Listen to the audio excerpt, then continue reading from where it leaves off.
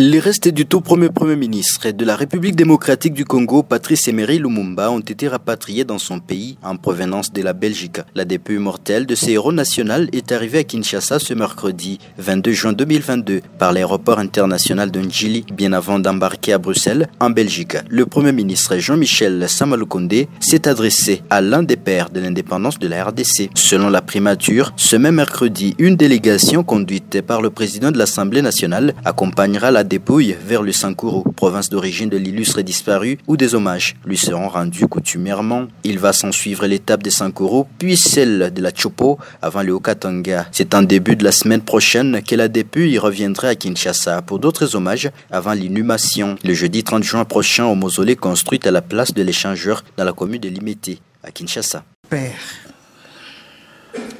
nos cœurs enseignés 61 années durant. Nous, tes enfants, tes petits-enfants et tes arrière-petits-enfants.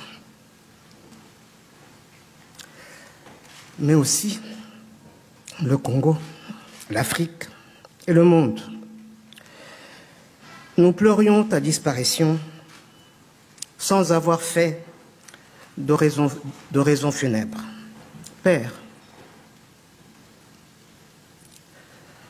comment es-tu mort? On ne sait pas. Quand es-tu mort? On ne sait pas. Où as-tu été assassiné? On ne sait pas non plus. Qui t'ont assassiné et pourquoi? On cherche encore.